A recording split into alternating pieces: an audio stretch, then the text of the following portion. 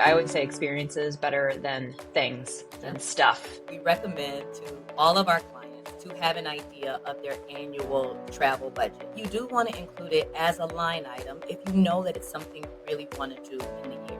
If you have flexibility around dates of travel, try to fly like a Tuesday, Wednesday, or Thursday. Right? Buying too many souvenirs does not count as an emergency.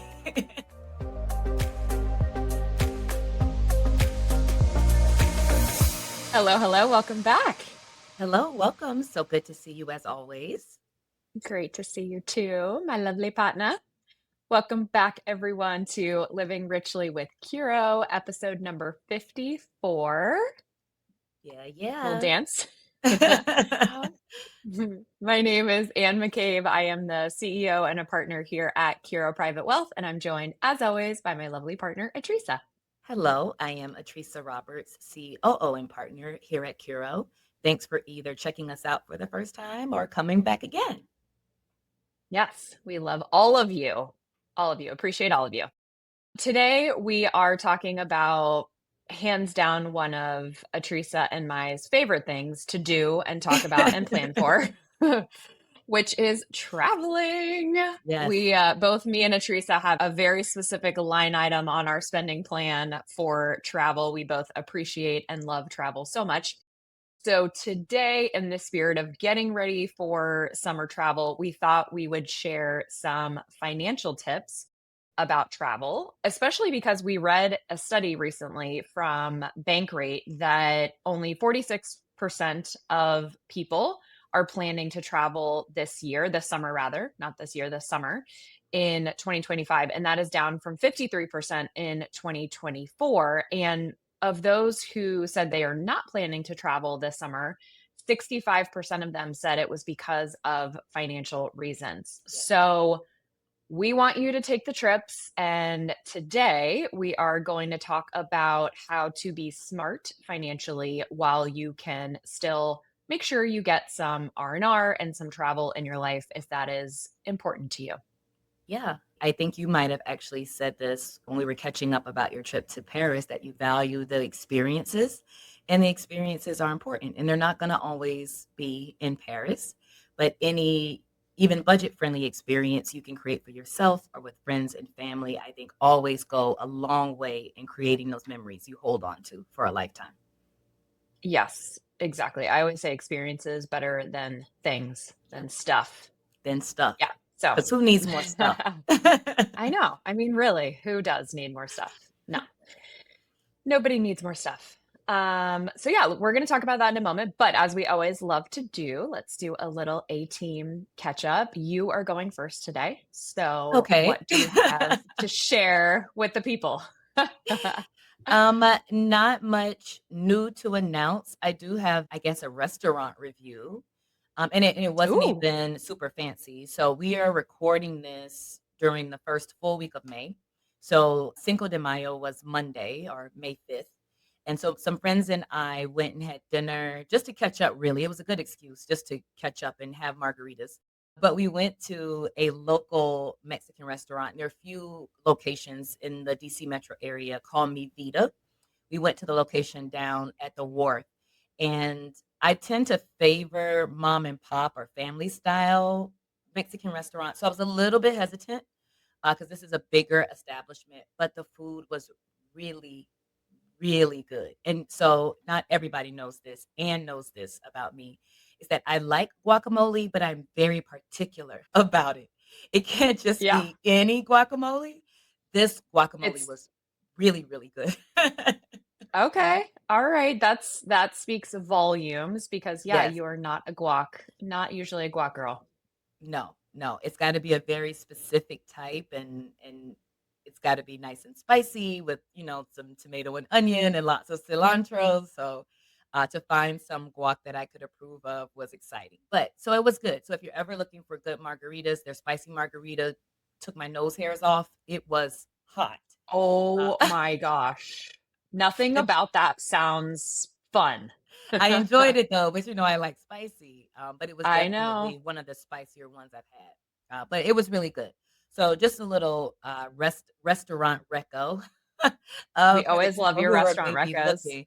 Yeah, who are looking for some options. It was good, and it's right on the water down at the wharf, so we sat at a table with a great view. I mean, it poured rain for part of the dinner, so that wasn't fun, but Mm. it was a really nice experience. They had a DJ in there, the music was good, the vibes were Oh, nice. fun. Yeah, so it was a good time. That's awesome. Super fun. Yeah, we always love your restaurant recos. It's been a while, so it was time.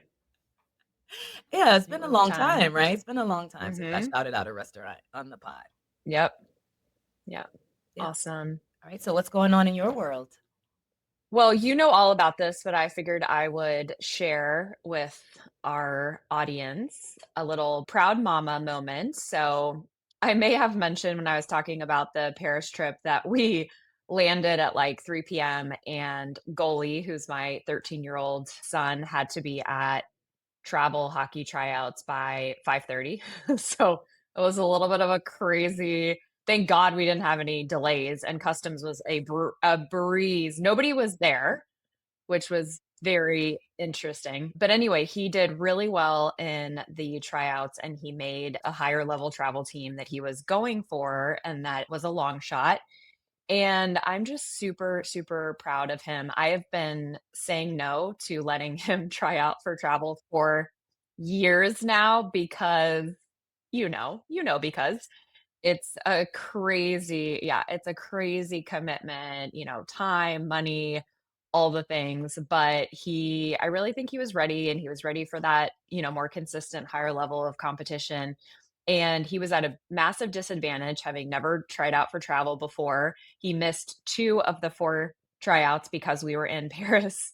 And he was also jet lagged. It was like by the time we finished tryouts on Monday night, it was like 2 a.m. Paris time. And he was just going strong on the ice. So when we got the email, I was just so excited for him and proud of him. And when I told him, he was like texting me after school, like, "Have you heard anything? Have you heard anything?" And I'm like, "Not telling you yet. I want to see your face in person." So when I told him, he gave me like the biggest hug. He was so excited. And it's just great. It's great when our kids can put themselves out there, take the risk, work really hard at something that's not guaranteed, right? I mean, and tryouts are so stressful. There are tons of kids. We had a local rink actually shut down. So those kids got dispersed out, to a couple of the clubs in the area. So there were more kids trying out, and there's, like 8 coaches around the ice with their clipboards, like, frivolously taking notes and just so stressful. But it's good. It's good for our kids to get out of their comfort zone and awesome when they can also achieve their goal by working hard. So I'm super proud of him. Absolutely. Congratulations, Goldie. Oh, to be young again, Thank you. to be jet lag and still show up and perform. Good for I him. know. My eyes were like closing. I'm like so tired. And here he is just like getting pucks literally shot at his face. And he's like, Right. bring it. Oh, so So happy for him. thank you. Yeah, we're super happy for him. So all right. Well, let's move on to our topic du jour, which again is one of our favorite things to talk about, travel. So we have a few tips. I think we have like 7 tips for you all today, and then some bonus information at the end. So make sure you stay tuned. But some, simple tips that we wanted to share again, because we're a little bit sad to hear that there are many people that are thinking about not traveling at all in the summer. So let's see if we can help those of you who may be in that camp to think about it maybe differently and implement some of these tips so that you can take the trip. So, Atricia, why don't you kick us off with tip number 1? Sure. So we would be remiss as advisors and planners if we didn't offer our first tip as starting with a budget. We're always going to start there. We recommend to all of our clients to have an idea of their annual travel budget. Now, I know we said on here that we like to call it a spending plan. So we will refer to it as a spending plan, but you do want to include it as a line item if you know that it's something you really want to do in the year. And already mentioned, she and I both really love to travel. So a travel line item is always included in our spending plan as a budget for how much we're gonna or planning to spend for that year. So if you haven't already done this, set a number for yourself, back out any travel you've already spent on this year and or any trips you've already planned for the year. And then once you have an overall budget number specifically for the summer, you can start narrowing down your options. So if you've already been to Paris in 25 and you know there's something on the books for August and you still want to get in a trip, figure out what number you can actually afford to work with for some summer travel plans. Yeah. And I think it's so important to start with the budget first because, in the era of Instagram, you see these amazing locations and these amazing vacations. And some people start with like the location first and then try to back Right. in the budget. Not how it works, unfortunately. You got to like start with the budget first and then narrow down what are the locations that you can hit up Yeah, with that budget. exactly. All right, our number 2 tip is to plan ahead. Again, we are planners, we are advisors, so we are always going to tell you to plan ahead. And the earlier you start planning, the more money you can save, whether that's on flights or lodging or event tickets. Typically, when you have more time, you can save more money. Planning ahead also gives you the ability to spread out the savings and the cash flow. So let's say that you are an individual with a travel budget or spending plan of $5,000 per year. Obviously, just coming out of pocket $5,000, that's a big chunk of change. But if you take that $5,000 budget and you spread it over the course of the year, that's $416 per month or, about $210 per paycheck if you get paid twice a month. If you do this and you're disciplined about it, stick that money aside into a separate travel fund, a savings account, and there is your travel budget for the year. Now, you can still put the things on credit cards to get the points or the cash back, but then you can take the money from your travel account to pay those things off. The other tip, and I've talked about this before, that you can save so much money by using is if you have flexibility around dates of travel, try to fly like a Tuesday, Wednesday, or Thursday. I shared with everybody here when we did our family Disney trip, because we're 6 people, we literally saved, I am not exaggerating, thousands of dollars because we traveled, I think, on a Tuesday, if I remember correctly, versus on a Friday or Saturday. It was thousands of dollars of difference in our flight. So if you have flexibility, that's a huge way to also save some money on your flights. Yeah, it makes a big difference to fly in the middle of the week and even come back in the middle of the week versus a Yep. Friday or a Saturday. I kind of figured that travel hack out a few years ago, and it's been a game changer. Yep, exactly, and even hotel rates, right? Hotel rates Mhm. are over the weekend are more expensive than they are during the week, During the week, typically. absolutely. Yep. Okay, so our third tip, and this I think isn't a really important one, is to make sure you're comparing your all in cost. So typically, when you start planning, we think of flights and lodging, right? It's usually where we start. How are we going to get there? And then where are we going to stay? But you also want to consider the things like the taxes, the service fees, cleaning charges, even the daily breakfast. There are some properties in different places, especially if you're traveling international or even domestically, that have a daily resort fee. Those things can be 60 or $75, if not higher, sometimes each day. So you don't want to neglect that when you're starting to create your spending plan for your trip because they can add up very quickly. I always advise people to is to consider international transaction fees. If you are using a card that does not waive those charges add up because some banks will charge 1% on every time, every purchase you swipe on a credit card in international transaction fees.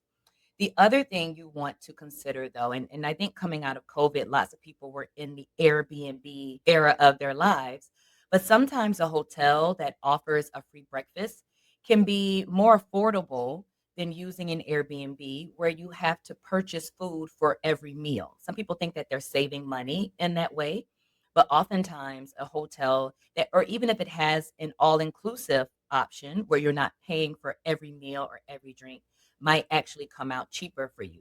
So just think about the total cost of what it's going to cost you to go on that trip and come back. And that's including tips, service charges, fees, anything that might be in addition that you don't necessarily consider when you first start making your spending plan.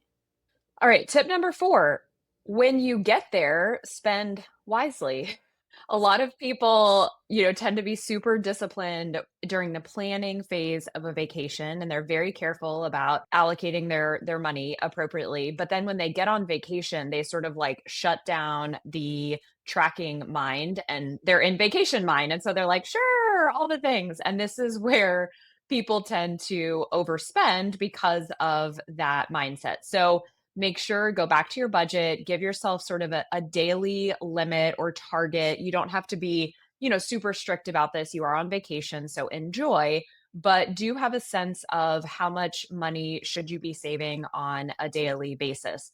The other huge tip, and both me and Teresa do this, is bring things like snacks with you, bring a refillable water bottle. I mean, you can spend easily, $8 on a bottle of water or, a protein bar or, a snack. So, I mean, Teresa will tell you when I travel, I have like a legitimate snack pack and it has got lots of things. So I'm hardly ever just buying, snacks out when I'm traveling, especially because I'm vegan, as most of you know, and don't get to eat a lot of protein when I'm traveling. So I make sure to bring those with me, but it also saves a lot of money because you're not scrambling. Anytime you have to buy like a convenient, snack or bottle of water, it is going to be a substantial upcharge. So that's a really easy way to save a little money. And that way you're spending your money on, dining experiences that you're really going to enjoy versus like a bag of pretzels. Right. The convenience comes at a premium. But I Yep. have definitely benefited from the and snack pack on a trip Yep. on a trip I'm like, "Oh, before. you're hungry? Here, well, here, what would you like?" So I absolutely appreciate it and co-sign that advice. Keep snacks. And the Yep. refillable water bottle is also a really great hack because bottles of water are Mhm. super expensive when you're traveling. Yeah, and all the airports now have the Mhm. refillable, fountains. Oh, another water hack, we've experienced this together too. When you're at a hotel, if they don't give you water bottles, just go to the hotel gym. They always have either water there or they have, like one of the water fountains, like with the Right. with the clean water, so you can just take your bottle and refill it there. Yeah, hotels have decided we don't need water bottles anymore in our rooms. I So know, so annoying, so annoying. So just hit up the gym. Yep, good tip. Okay, so tip number 5 is to protect your investment. I actually have some personal testimony stories about this. But travel insurance can protect you from unexpected emergencies, illnesses, lost luggage, canceled flights. So having that sort of risk protection or risk coverage can really save you hundreds, if not thousands of dollars in unexpected expenses during travel plans. If you booked with a credit card, you want to check to see what coverage your credit card company may offer, especially if it's a travel card. So I'll share a story. Last summer, probably talked about it on the pod. I went to Colombia with my sorority sisters to celebrate our 20th anniversary. Coming back, there was bad weather in Miami, and I got stranded in Miami for an extra night. So I made it out of Colombia to Miami, but then my flight got canceled coming back into DC. So I had to spend a night in Miami. That, of course, was unexpected. I had not planned for an extra hotel night in Miami or an extra meal. So I had to find a last minute hotel. Luckily, my credit card, which is a Chase travel card, offers flight cancellation coverage. So I had to pay for a night, pay for a meal, but both costs fit up to their sort of maximum limit. So I was able to submit a reimbursement request, and Chase actually reimbursed me for that expense. So those can be really big money savers. Now, of course, you do have to do the work to submit the claims for these sorts of reimbursements. But think about the amount of times you have traveled and luggage has been lost or damaged. You want to make sure that you take advantage of any coverage options you may have, especially if you're planning ahead, like we mentioned, and you're booking a trip out for several months in advance. It may actually be worth it to accept that trip protection just in case something unexpected comes up. You're ill, a family member is ill, and you have to cancel or rebook or reschedule. Covering those unexpected things helps you save money and have some flexibility in your travel plans as well. Yeah, stuff happens. Yes, and in my life, I feel like it happens more often than not. Yeah, did you hear about the craziness in Newark recently where they had Yes. it the air traffic controller was shut down for like 90 Oh, seconds, and yeah, as a result, I can't remember how many flights were canceled, so stuff happens. yeah, so prepare that way. Plan for Yep. it. Plan for it, exactly. All right, tip number 6, keep a buffer. So, just like when we have clients who are going through a home renovation project, we always encourage them to tack on an extra at least 10% to probably closer to 15% when they're working on their budget because unexpected things tend to happen in home renovation projects. Same with your vacation. You don't want to be so tight on your budget that you have zero wiggle room. If you do have something change in your plans, or let's say you get to your destination and there's an amazing restaurant you want to check out that's slightly higher cost than you had planned for, you want to have some flexibility in your budget so that you can take advantage of those things and you're not panicking or feeling like you're missing out or dipping into your emergency fund, which is not what your emergency fund is there for. So if you build in that buffer, you will be less likely to be in a panic or, making impulsive decisions that are really not aligned with your long-term goals. Right. Buying too many souvenirs does not count as an emergency. Please, no. So just build You in the don't need the buffer. souvenirs Right, you don't. Nobody else needs another t-shirt from wherever you've been. I promise or a they'll be tchotchke. fine. They'll be I fine. promise they'll Nobody be needs your fine. tchotchkes.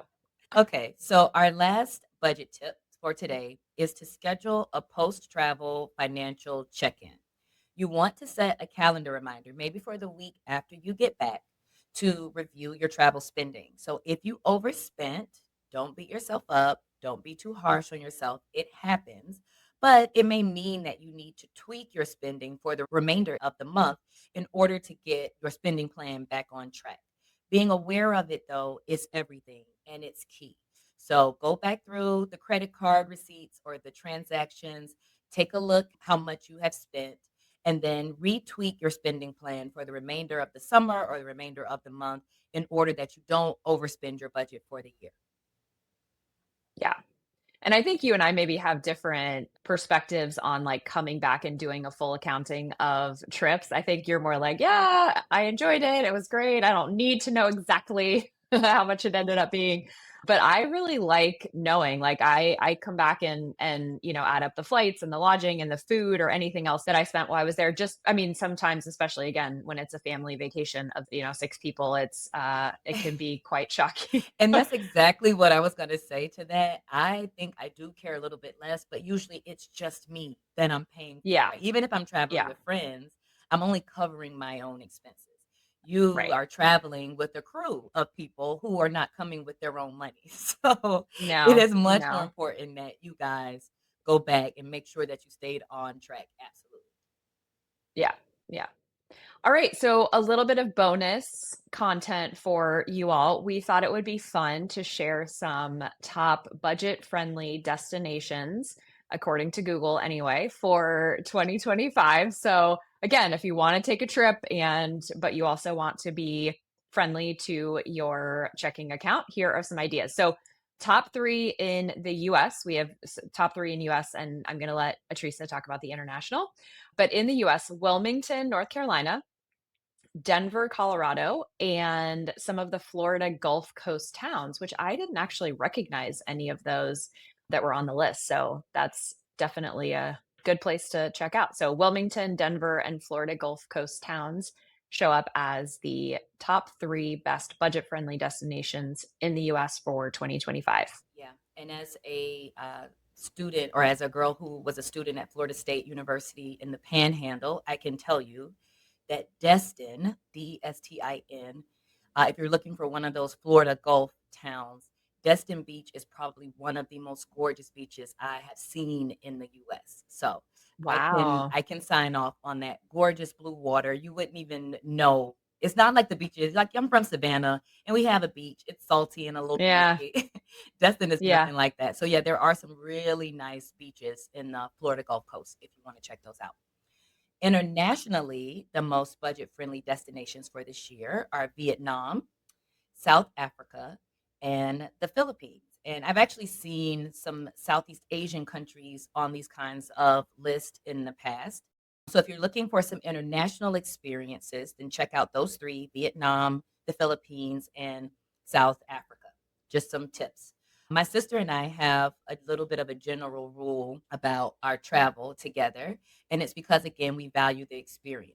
So we would rather go to a, let's call it, less exotic location. Not to say that Vietnam or the Philippines is not exotic, but we rather go to a place where it's cheaper to get there and then have a more upgraded experience, right? So for US residents, for example, travel to Puerto Rico tends to be pretty affordable, right? You can book a nonstop flight out of DC to Puerto Rico for a couple $100. And because the travel there is super cheap, then that means we can stay at a nicer hotel or in a nicer resort and eat at nicer restaurants. So finding a budget-friendly location typically means that you can have a bit of an upgraded experience. Or maybe, you go to a cheaper location. So now we can fly first class or premium economy versus going to, the Maldives and, Yeah. and flying like a basic economy flight so that you can afford to be there. So Yeah. I love that. That's a great tip. Yeah, it's all about balancing, right? And yeah. what's most important to you. Yeah. Yep, and I Yeah. love I love the bougie experience. Yes, you do. I should say, yes, we do. I'm going to put myself in that camp too. I'm excited about South Africa showing up because one of our Yeah. favorite, like, bucket list items that we have, especially before my oldest stepson goes to college, which is only in a Mhm. few years, is to do a safari as a family. And so apparently right now with the currency to the US dollar in South Africa, it's actually a very good time. I was really surprised to see that listed as a budget friendly because I'm, thinking in my mind, oh my gosh, a safari with the family is going to be quite Right. expensive, so maybe we gotta Maybe jump on not. that sooner rather than Yeah, later. maybe Yeah. not. Maybe sooner than later. I've always been waiting. So South Africa's also on my list, but there have been hints. So there used to be a Formula One Grand Prix in South Africa, and they took it off the calendar several years ago. There have been rumors that it might be coming back. So I've been trying to save my plans to South Africa for Yeah. when I might actually be able to go see a race. But like you, I may need to jump on it while it's still budget friendly. I know, exactly. You just go back. Like, one trip will be Right. the safari, and then the next trip will be the F1. Right. Why not? Yeah, but it is interesting to see that on the list. Yeah, I was surprised. Yeah. So all right, y'all. Well, those are our big financial tips for you for the summer for travel. We hope that this was helpful. Again, we hope that you're taking the trips, and we'd love to hear about the trips you have planned because, again, we love hearing about travel. So tag us on Instagram at Curo Private Wealth and let us know what you have planned for summer travel. And also, while you're at it, if you have any financial questions that you would like for us to answer on the podcast, send those into podcast@curoprivatewealth.com.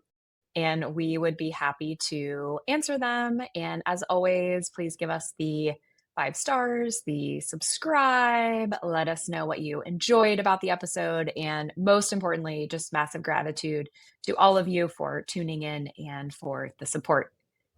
Until next Friday. Live richly. Thanks again for tuning in. If you enjoyed today's episode, please be sure to subscribe and share it with someone who might benefit from it. Friendly reminder that this is for informational purposes only. For additional information, please visit us at www.curoprivatewealth.com. Until next time, live richly.